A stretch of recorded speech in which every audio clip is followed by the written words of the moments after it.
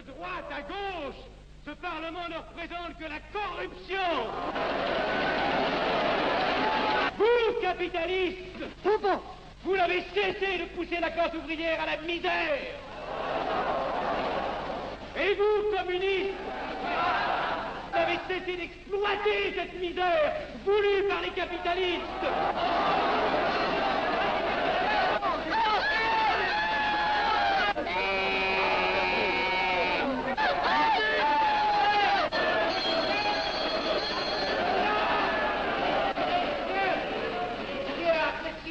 Et vous tous, parlementaires, désuets et périmés, n'insultez pas le parlementarisme.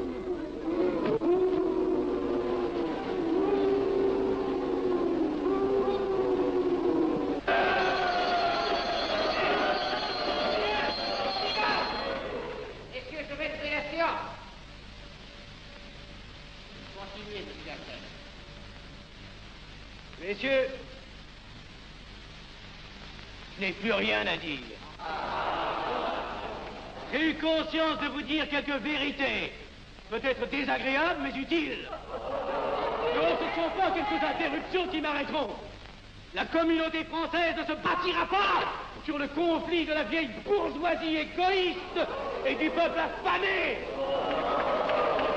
C'est pourquoi je ne voterai pas ce projet qui donne satisfaction au capitalisme international et serait le bon prétexte pour les communistes à accentuer nos divisions.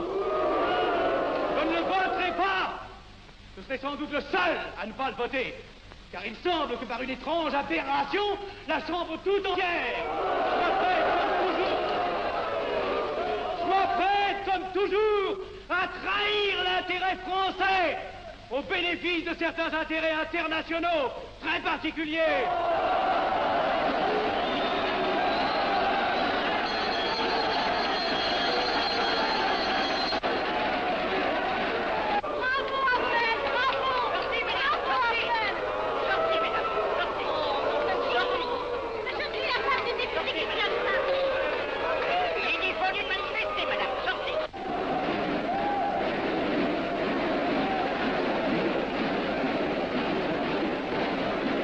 Il a du courage, ce petit Affnel. Ceux petits nationaux trop puritains nous font perdre notre temps. Il faudrait l'éduquer un peu. De quelle loge est-il? Il n'est pas de chez nous, mon frère Dubois. Tout s'explique. Voilà un garçon intelligent qui a besoin d'une méthode et de conseils. Présentez-le donc. Il est sensible, il faudra procéder avec précaution. Envoyez-lui la rivière, il saura le persuader. J'y vais.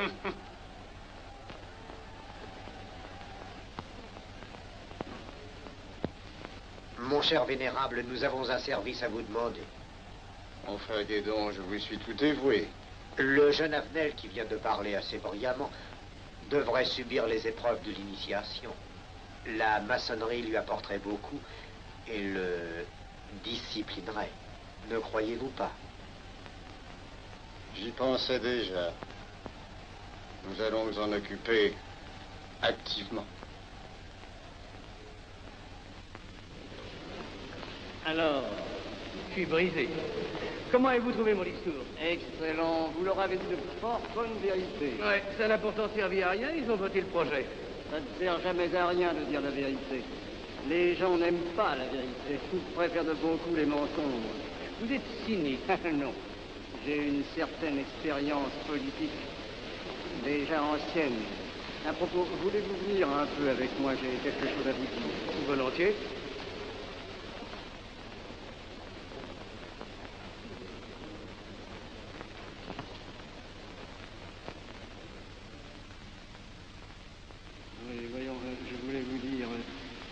Si nous reprenions notre conversation sur la franc-maçonnerie, vous m'avez dit l'autre jour que vous étiez curieux de connaître cette association. Ah oui, on en dit tantôt du bien, tantôt du mal. Je vous avoue que je n'aime pas beaucoup les sociétés secrètes. La franc-maçonnerie n'est pas une société secrète. C'est une société discrète. Pourquoi éprouves-tu tant de répugnance à me voir entrer dans la franc-maçonnerie? Cette association me semble suspecte.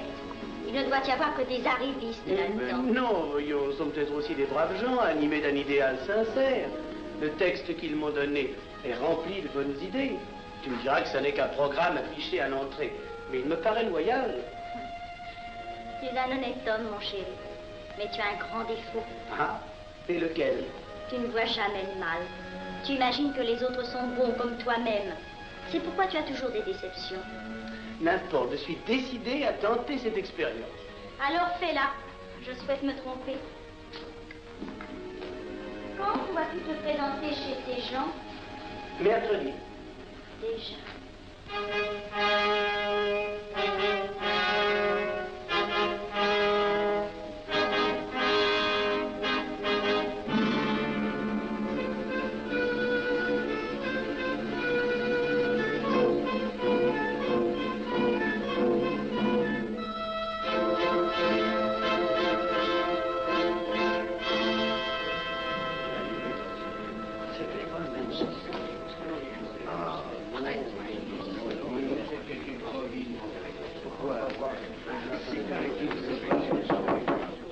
Mes frères, les travaux reprennent force et vigueur.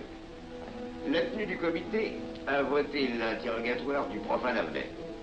Nous allons lire les rapports confidentiels de nos enquêteurs. Pierre Avnel, né en 1902 à Laval, a fait sa première communion. Oh, mon frère, je vous en prie. Mais déclare ne pas pratiquer régulièrement. A même cessé de fréquenter l'église. Mais s'avoue spiritualiste.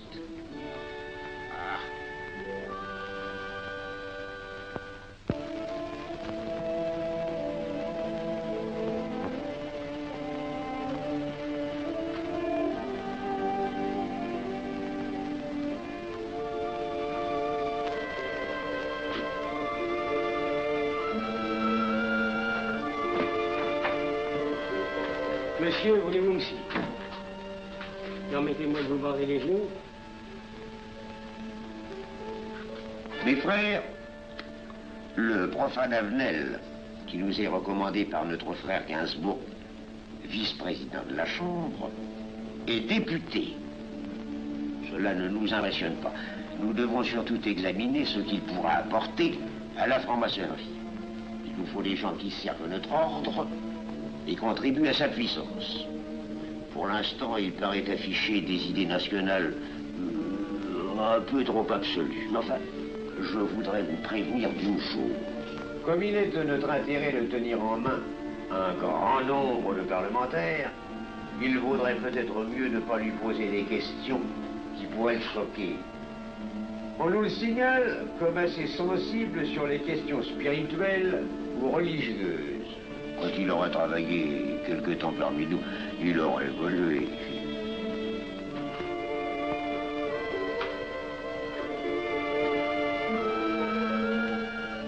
Et voilà, le silence le plus absolu, mes frères.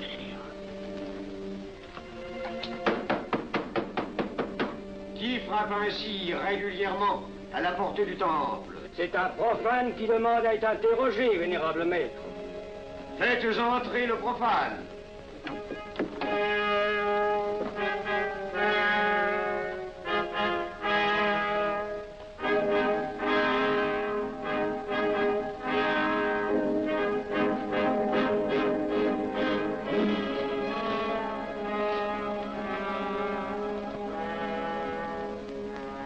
Monsieur, vous avez déclaré vouloir faire partie de la franc-maçonnerie.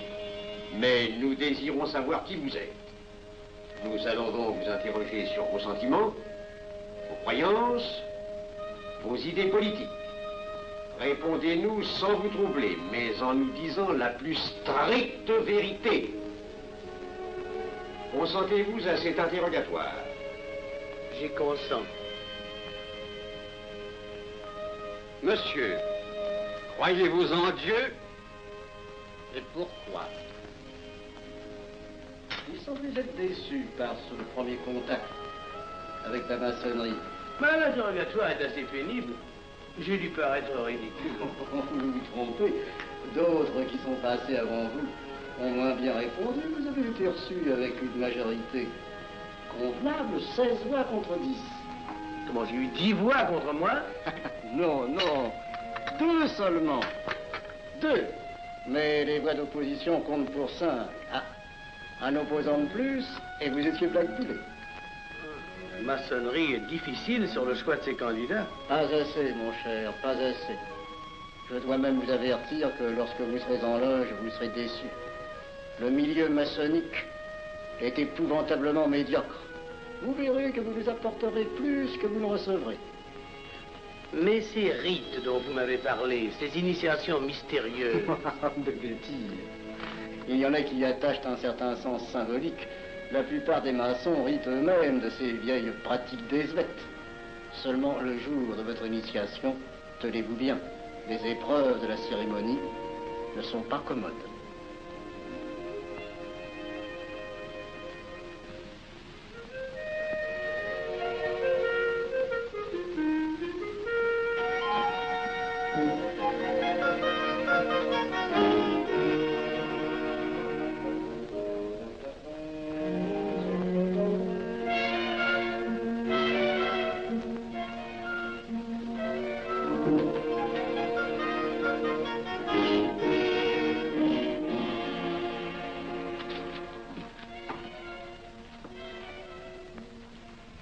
Bon, attendez à la buvette, là.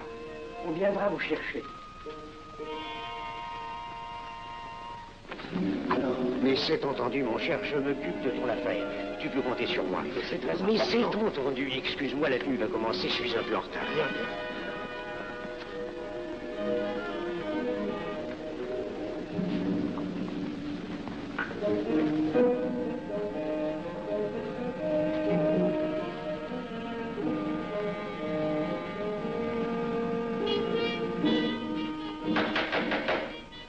Prenez place, mes frères, nous allons ouvrir les travaux. Mon frère Durand, veuillez prendre place à l'ordre.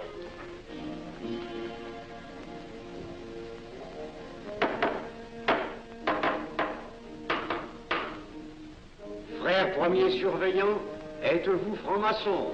Mes frères me reconnaissent comme tel, vénérable maître. Frère second surveillant, quel âge avez-vous? 3 ans, vénérable maître.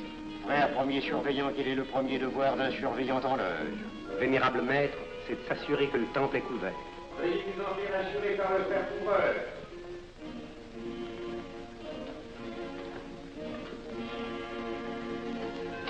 Le temple est couvert, vénérable maître. Frère second surveillant, quel est le second devoir des surveillants en loge? Vénérable maître, c'est de s'assurer que tous les frères présents sont membres réguliers de la loge ou visiteurs connus. Debout, et alors, mes frères. Frère premier et second surveillant, assurez-vous que tous les frères rangés devant vos colonnes sont membres réguliers de la loge ou visiteurs connus.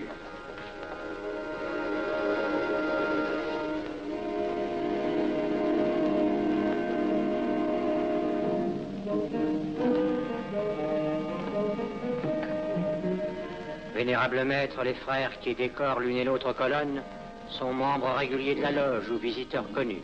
Il en est de même à l'Orient. Frère premier surveillant, à quelle heure les francs-maçons opèrent-ils leurs travaux? À midi, vénérable maître. Quelle heure est-il, frère second surveillant? Il est midi, vénérable maître. Puisqu'il est l'heure du travail, frère premier et second surveillant, invitez les frères de vos colonnes à se joindre à vous et à moi pour ouvrir les travaux de la respectable loge des enfants de l'univers Orient de Paris, au grade d'apprenti, en la forme accoutumée. À moi, mes frères, par le signe, la triple batterie et l'acclamation.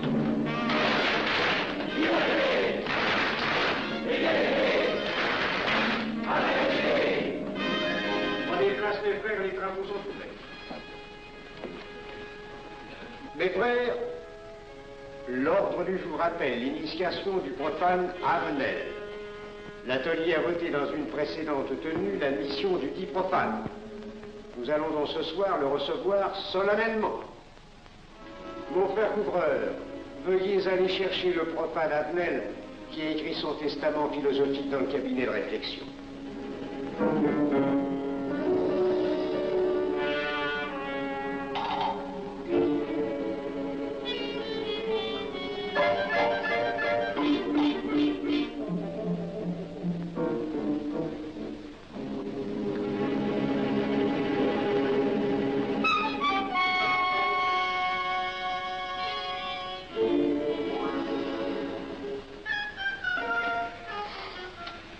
rigolo, leur truc.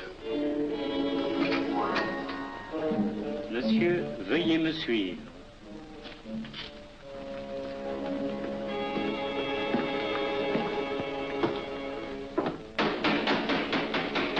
Qui frappe ainsi régulièrement à la porte du temple? Général de maître, c'est un profane qui demande à être reçu maçon s'il en est jugé digne. Frères, armez-vous de vos glaives. Faites entrer le profane.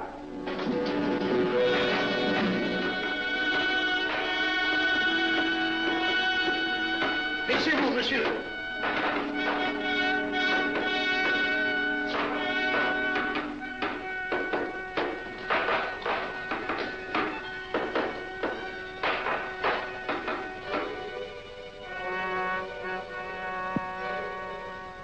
Monsieur, cette épée que vous sentez sur votre poitrine est toujours levée pour punir le parjure.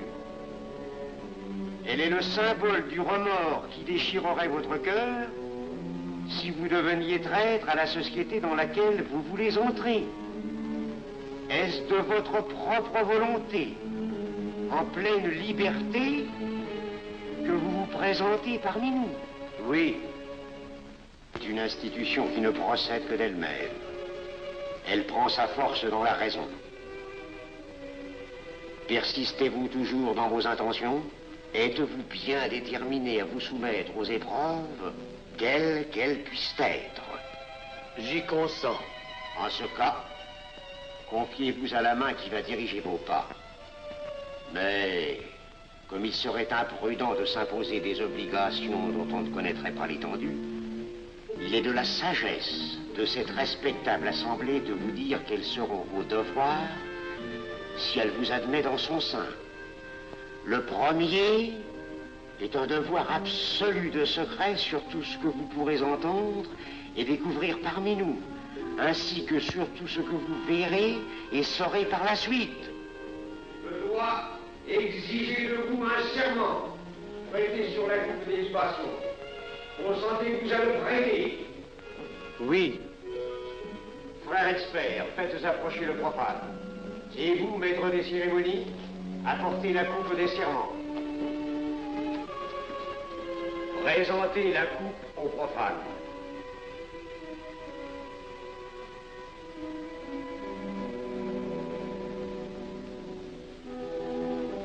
Prononcez avec moi le serment.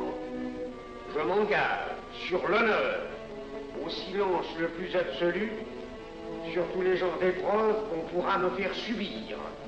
Je m'y engage. Vous devez connaître toute l'importance d'un serment. Si jamais vous manquiez à une parole aussi solennellement donnée, buvez. Buvez! Buvez! Que ce breuvage amer soit pour vous le symbole de l'amertume et du remords que laisserait dans votre cœur le parjure qui aurait souillé vos lèvres. Frère expert, emparez-vous du profane et faites-lui faire son premier voyage.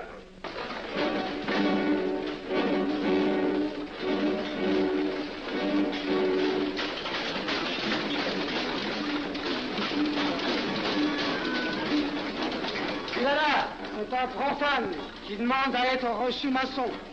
Comment ose-t-il l'espérer? C'est qu'il est libre et de bonne mœurs. Puisqu'il en est ainsi, qu'il passe.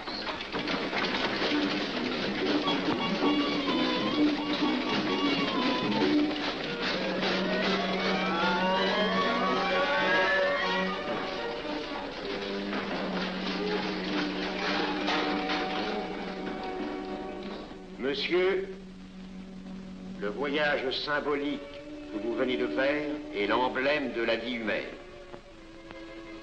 Le bruit que vous avez entendu figure les passions qui l'agitent.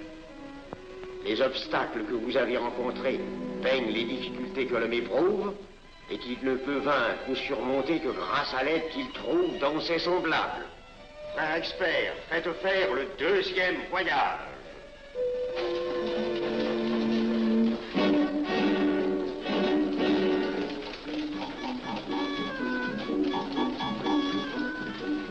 Qui va là? C'est un profane qui demande à être reçu maçon. Comment ose-t-il l'espérer? C'est qu'il est libre et de bonne mœurs. Puisqu'il en est ainsi qu'il passe, et qu'il soit purifié par l'eau.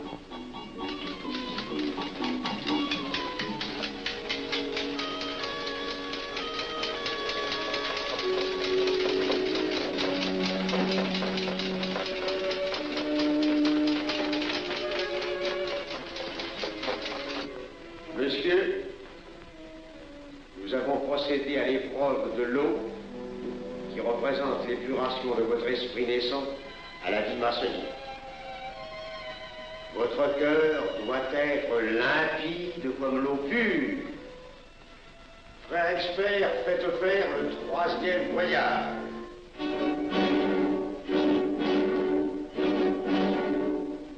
Qui va là?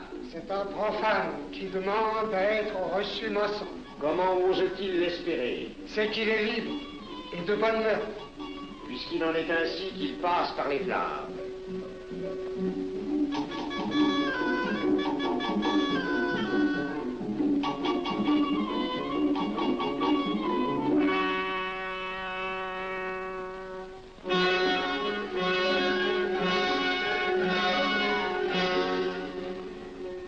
Monsieur, les flammes dont vous avez été environné ont achevé vos épreuves.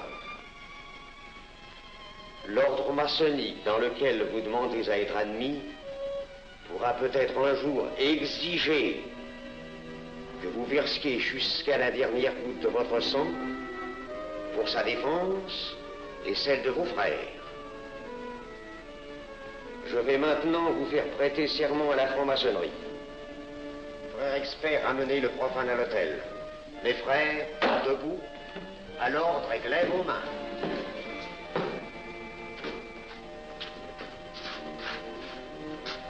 Moi, Pierre Avenel. Moi, Pierre Avenel. De ma propre et libre volonté. De ma propre et libre volonté. En présence de cette respectable assemblée de maçons. En présence de cette respectable assemblée de maçons. Je jure et promets solennellement. Je jure et promets solennellement. De ne jamais révéler aucun des mystères de la franc-maçonnerie qui vont m'être confiés. De ne jamais révéler aucun des mystères de la franc-maçonnerie qui vont m'être confiés. Quelle idée saugrenue ton mari a-t-il de se faire recevoir franc-maçon? Je lui ai déconseillé tant que j'ai pu, mais tu sais comme il est entêté. Il va se trouver dans un milieu d'arrivistes si médiocre. On l'a pourtant bien prévenu. Pourvu qu'il ne lui arrive rien. Il y a tant d'histoires qui courent sur le compte de ces sociétés secrètes. Ne t'inquiète pas, Pierre. Il saura se tirer d'un mauvais pas. Prudent. Pas d'assez. Monsieur, le serment que vous venez de prêter ne vous donne-t-il aucune inquiétude? Consentez-vous à le renouveler lorsque vous aurez reçu la lumière? Je le renouvellerai. Mes frères, nous allons donner la lumière aux profanes.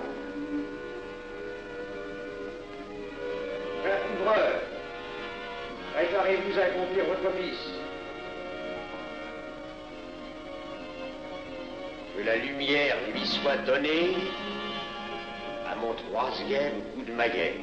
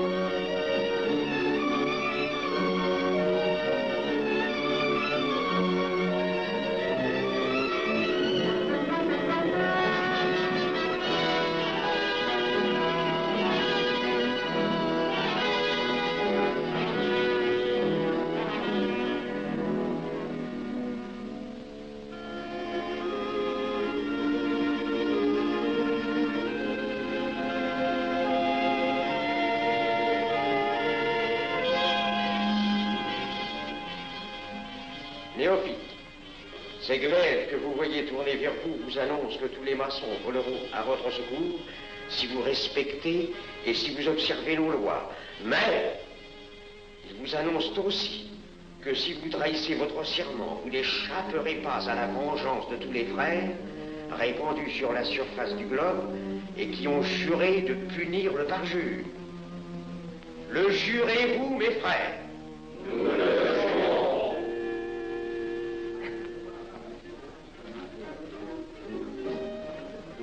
Mes frères, à la santé de notre nouveau frère. À votre santé.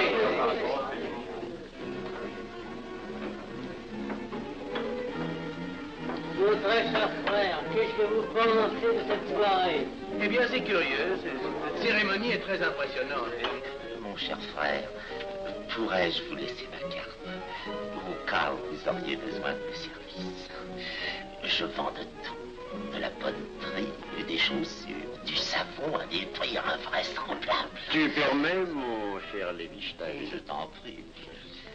Mon frère Avenel, nous allons bientôt vous mettre à contribution. Oui, un de nos amis de notre loge voudrait un bureau de tabac. Le Grand Orient est submergé de demandes en ce moment. Avec vous, ça ira peut-être un peu plus vite. Volontiers. Je vous remercie. Ah, dans quelque temps, je vous parlerai aussi d'une autre affaire. Depuis plusieurs années, j'ai droit à la Légion d'honneur. Je ne m'en suis jamais occupé, je n'ai pas voulu déranger nos amis pour ça. On leur demande déjà tellement de choses, n'est-ce pas? Vous m'aiderez? À votre service. Merci beaucoup. Alors, au revoir. Ah non, pas comme ça. Voyez-vous, des petits coups secs avec le pouce, là, comme ça. Pom, pom, pom. Essayez. Pom, pom, pom. Et ben voilà. Avec ce signal-là, on ouvre toutes les portes.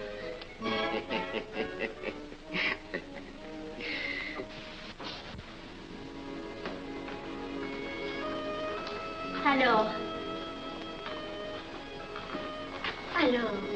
content? Bon.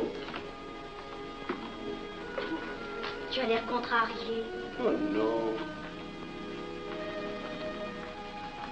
Déjà déçu? Pas encore. Tu me raconteras la séance. Ah, j'ai juré de ne rien dire. Même à moi? Écoute, c'était pas ridicule. C'était étrange.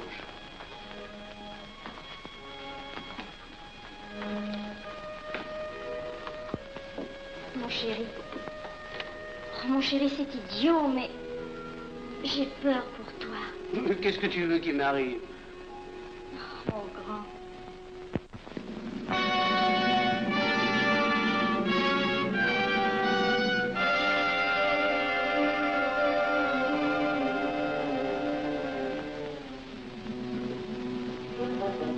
Mon très cher frère Avenel, vous êtes député. J'ai un service à vous demander. Il y a tous les détails sur la bureautique. Mon très cher frère, si vous pouviez m'obtenir cette place, vous me feriez plaisir.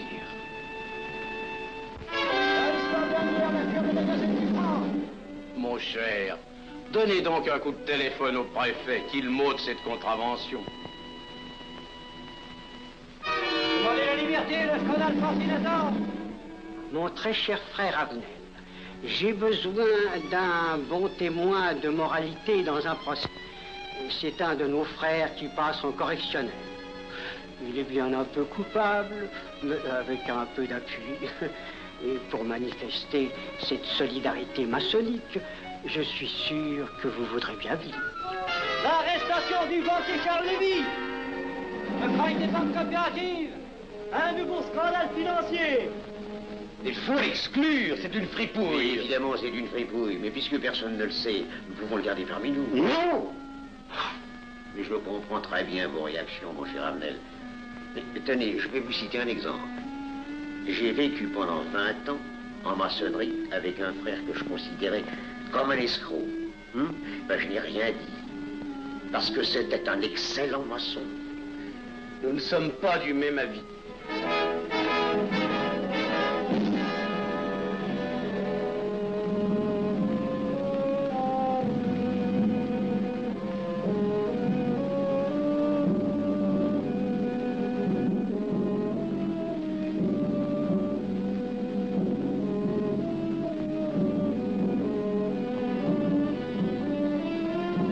pas pour lui. Pourquoi? C'est un adversaire de la maçonnerie. Mais son projet est excellent. Qu'importe, il nous dessert. Vous n'avez pas l'air de mon ami. Non. Non, non et non, je ne ferai pas ce que vous voulez. Je vous demande de vous conformer à la discipline républicaine. La discipline républicaine est maçonnique. Je sais ce que c'est, allez, c'est une canaillerie. Mon frère, ne laissez pas vos paroles dépasser votre pensée. Oh, ne croyez pas que je suis en colère, non, j'ai tout mon sang-froid au contraire.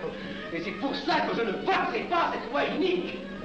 Vous détruisez ce pays en empoisonnant doucement. Avenel, vous ne parlez pas sérieusement.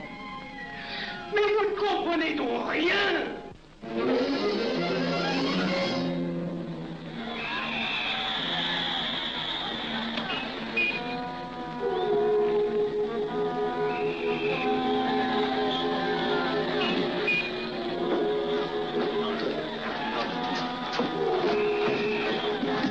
Que se passe-t-il? Regardez. Mais calmez-vous, mon vieux. Ce n'est rien. Rien.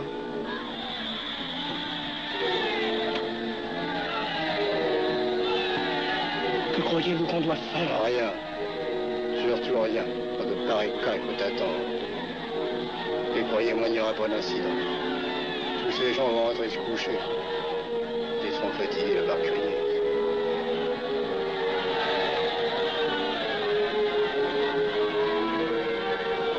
Qu'en pensez-vous, Avenel? Je voudrais être avec eux, place de la Concorde. Vous ne parlez pas sérieusement? J'ai pas envie de rire.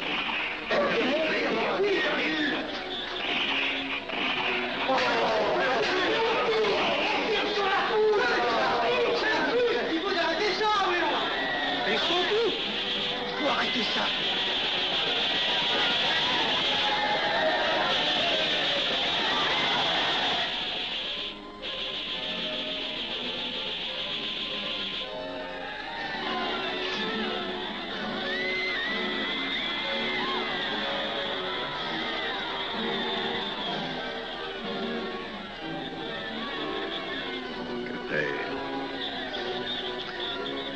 Trop tard. Tire encore. Coup de feu.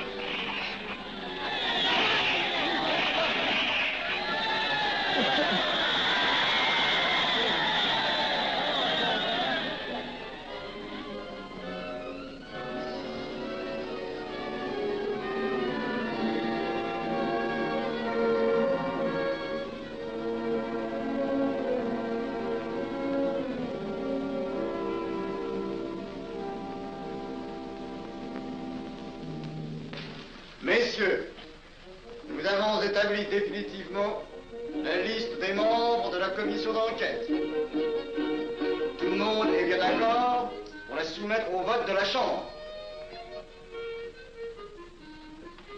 Pas d'objection? Le projet est accepté à l'unanimité. La séance est levée.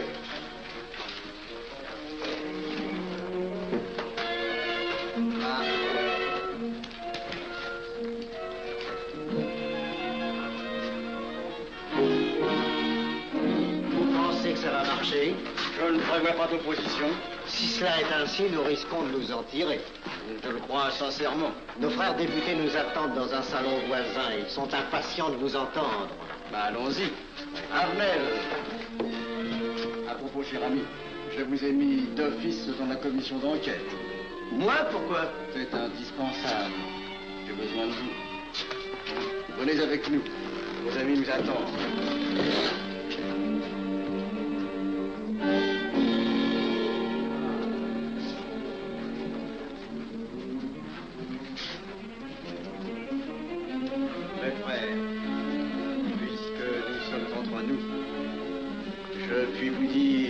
Bien confidentiellement que nous allons traverser ces événements graves sans trop de dommages.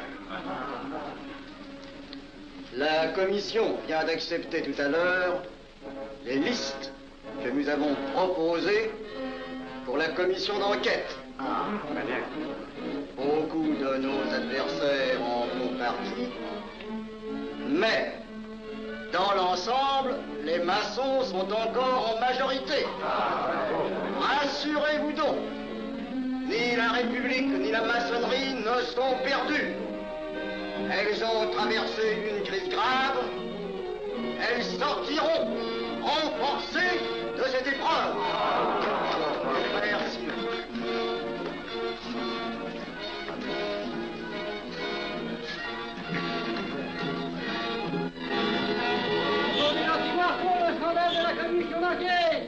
Demandez l'anti-Marceau, le scandale de la commission d'enquête. Vous me demanderez successivement le Quai d'Orsay, la Banque de France, l'état-major, le secrétaire général du Parti radical socialiste, le temps et les usines d'aviation Guerlain. Bien, monsieur.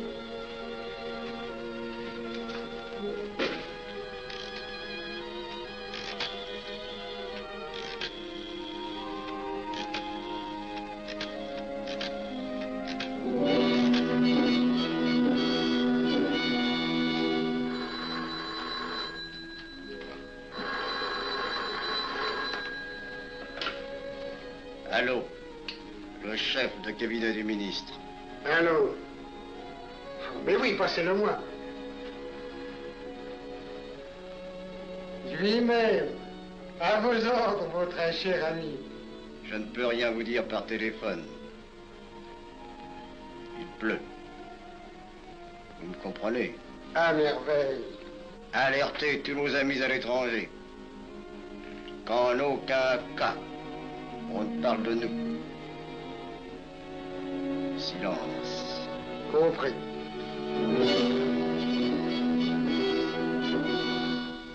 Alors, ici Général Maisonnat.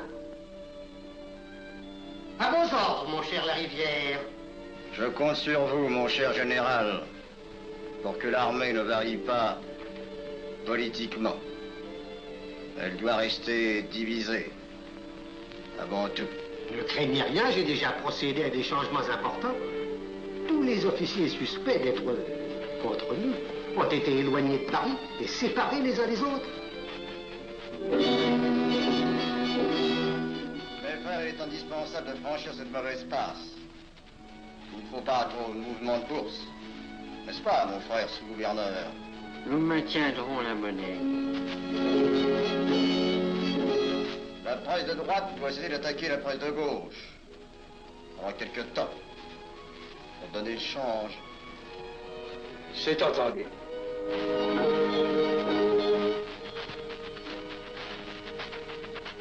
Les partis de gauche doivent faire entente avec ceux du centre. Et ceux de l'extrême gauche. De la sorte, nous contrôlons le peuple. Bloc populaire. Mieux. Front populaire. Bien. Quant à vous, mon cher Garlet, j'ai reçu ce matin une communication de l'étranger. On nous demande d'envoyer immédiatement du matériel d'aviation en Espagne. Moyennant quoi nous aurons tous les appuis politiques nécessaires. Même nos prototypes. Surtout nos prototypes. Ne croyez-vous pas que ce serait dangereux pour notre défense nationale? Faites ce que je vous dis.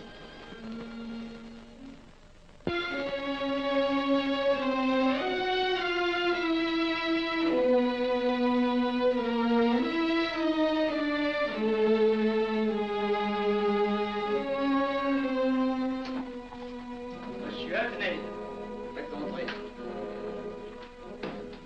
Ah, bonjour, cher ami. Comment on va? Bien, merci. Ah, je vous ai fait appeler. Que se passe-t-il? On ne vous voit plus. Vous le boudez? Oh non. Cigarette. Non, merci.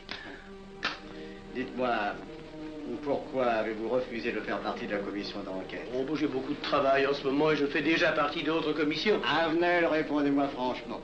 Ce n'est pas parce que nous avons eu l'autre jour une petite discussion bien fraternelle? Eh bien, justement, si.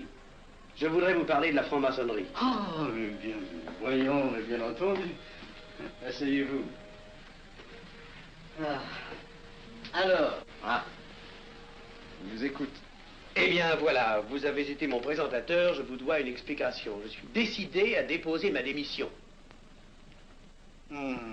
Vous avez l'air d'avoir été déçu par la maçonnerie. Au pire, choqué. Pourquoi? Mais confessez-vous, mon vieux. Vous ne serez pas le premier maçon qui m'aura ouvert son cœur. Qu'est-ce qu'on vous a fait? Mais à moi, personnellement, rien. Mais je trouve ce milieu maçonnique... pourri d'arrivistes écœurants. Je vous l'accorde. Ah, ben, je ne vous le fais pas dire. Oh, croyez-vous que je sois dupe? Ben, alors je ne comprends pas. Tant de vertu affichées sur le programme, à la porte. Tant de mystère à l'intérieur pour ne cacher que ces petites combines, ces appétits de comitard. Je m'attendais à trouver des hommes dévoués, sinon supérieurs. Au lieu de ça, je n'ai rencontré que des quémandeurs de bureaux de tabac ou de décoration.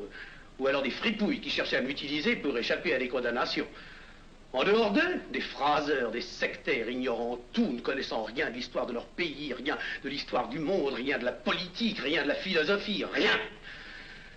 Ah, des cerveaux vides, mais des dents longues et des langues folles. Et c'est cela qui gouverne la France. Quel grade avez-vous maintenant? Bah, j'ai été initié à la maîtrise il y a peu de temps. Eh bien, si vous avez le courage de vivre encore quelques années dans la médiocrité des ateliers bleus, vous passerez ensuite aux ateliers supérieurs. C'est mieux? C'est autre chose. Voyons, vous êtes 33e, n'est-ce pas? C'est le grade le plus haut dans la maçonnerie. Mon petit Avenel, je vais vous révéler, quoique je ne le doive pas, ces fameux secrets maçonniques dont on fait tant de mystères. En maçonnerie, on cache tout aux petites gens. En bas, vous ne savez rien. En haut, vous commencez à voir un peu plus clair dans le jeu mondial. Moi-même, je ne suis pas totalement éclairé sur les intentions des dirigeants de notre ordre. Et quand je dis dirigeants, je me trompe. Il n'y a pas de chef chez nous. Il n'y a que des exécutants. Je suis un pion sur un échiquier, j'accomplis une fonction. Je reçois des messages. J'obéis. Je transmets. J'agis. Mais qui dirige? Personne. C'est beaucoup plus compliqué et simple en même temps qu'on ne pense. Qu'est-ce que la maçonnerie? Des groupes d'hommes qui se sont réunis aux quatre coins de l'univers pour enserrer le monde dans un réseau aux mailles infranchissables. Nous sommes 50 000 en France, 500 000 en Angleterre, 3 millions en Amérique, c'est peu. Mais c'est énorme, parce que nous formons un bloc uni d'une seule volonté. Nous rayonnons partout, nous commandons partout. Ici, 300 parlementaires sont francs-maçons. En Angleterre, le roi fait partie de notre ordre. Aux États-Unis, le président est 32e. Il n'y a pas un pays où nous n'ayons nos appuis secrets, nos hommes, nos banques, nos groupes dévoués. Et ceci n'est rien. Je ne vous montre là de la maçonnerie que la puissance physique. Il y a peut-être autre chose. Mais quoi? Une doctrine supérieure. Une antique expérience des forces du monde qui nous permet de pousser les peuples tantôt vers la vie, tantôt vers la mort, quand il le faut. La mort? Je croyais la maçonnerie attachée à la paix. À une certaine paix. Notre paix. Sinon,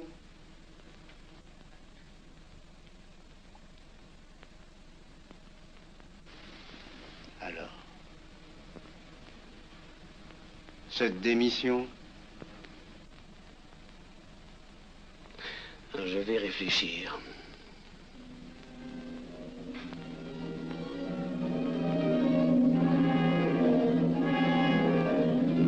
Alors, il n'y a qu'une solution, la guerre. Pour réussir à déclencher la guerre, la maçonnerie a besoin de tous ses hommes. Sur combien de voix pouvons-nous compter à la Chambre? Nos frères parlementaires sont à peu près tous sûrs. Sauf un que j'oserais nommer, car il fait partie de notre loge. Qui donc? Avenel. Il tient des propos contre le Grand Orient qu'il accuse de vouloir déclarer la guerre à l'Europe. Je n'ai jamais eu confiance en ce type-là. C'est une faute de l'avoir laissé entrer ici. Nous pouvons encore le ramener à de meilleurs sentiments. Je doute que vous réussissiez. Qui sait? Nous avons peut-être les moyens pour ça.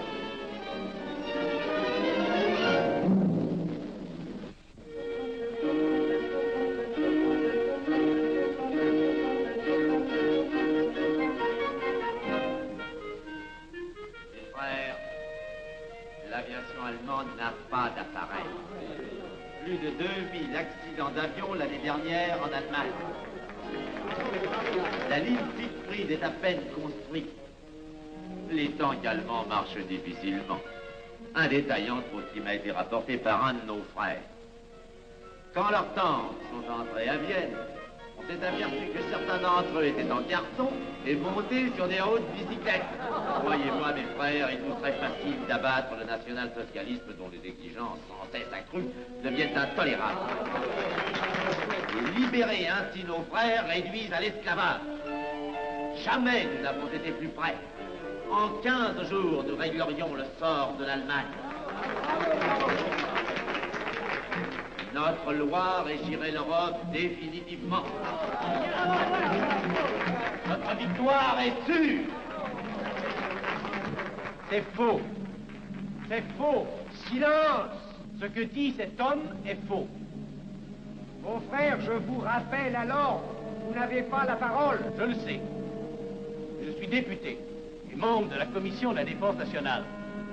Je ne peux pas laisser se prolonger un discours aussi manifestement erroné. L'appréciation de monsieur... de notre frère, Liechtenstein. Oui, si vous voulez. Sur l'état de l'armée que possède l'Allemagne sont des mensonges. Et ajouter quoi serait de la stupidité.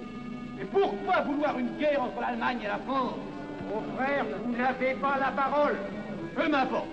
Mais je tiens à dire qu'aucun motif réel de conflit ne peut être invoqué. Vous le direz tout à l'heure, après l'exposé de notre frère. Non, je le dirai immédiatement, avant d'entendre des stupidités bellicistes. Mais vous tous, maçons, vous poussez à la guerre.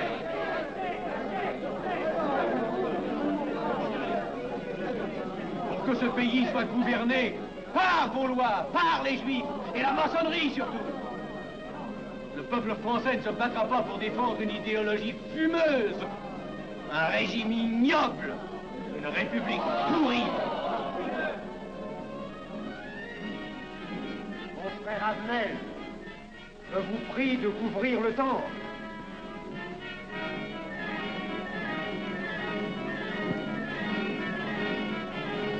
Vous êtes tous des menteurs et des faussaires. Tout chez vous n'est qu'une sinistre comédie.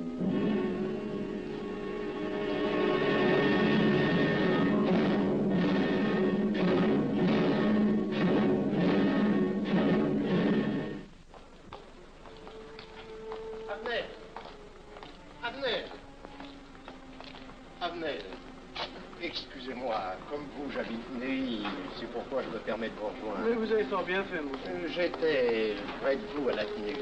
Je voulais vous féliciter. Oh, merci. Vous avez très bien fait de leur crier des vérités. Ce sont des fous. Malheureusement, il est impossible de leur faire entendre raison. Les événements sont pourtant indiscutables. Oui, oui.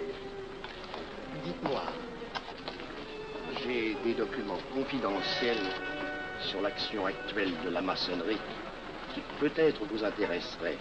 Des documents? Oui, oui, des documents. Vous êtes député, il serait utile et urgent que je vous les communique. Mais je crois bien, où sont-ils? Chez moi, pas très loin d'ici. Si vous avez quelques minutes. Et volontiers, allons. Alors, qu'est-ce qu'on décide? Pétard ou couteau? Le couteau, ça fait moins de bruit. Attention, les voilà.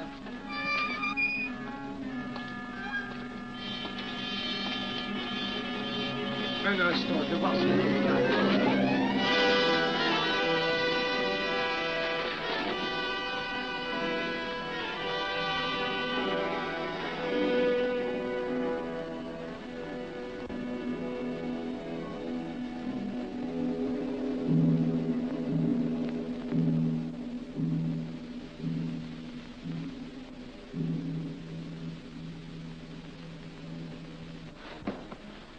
t'inquiète pas, mon chéri. Tu guériras vite. Le docteur a dit maintenant que tu étais sauvé, à condition d'être sage.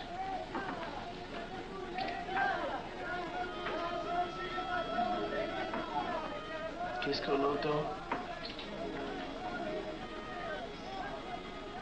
C'est la mobilisation générale, mon chéri.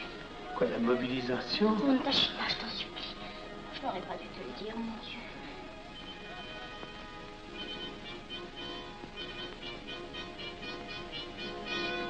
T'en fais pas, mon chéri. Tu reviendras vite.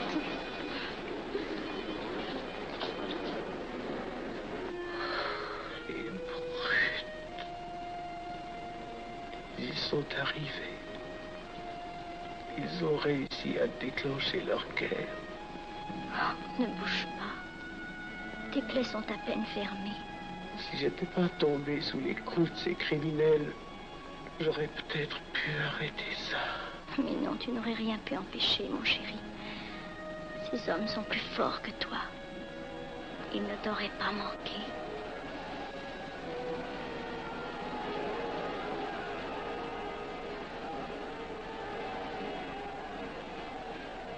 Qu'est-ce que c'est?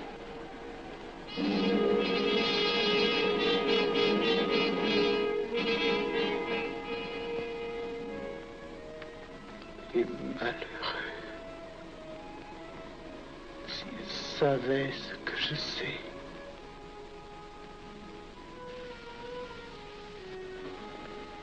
Mes frères, nous pouvons affirmer en toute sérénité que la franc-maçonnerie universelle a présentement atteint son but.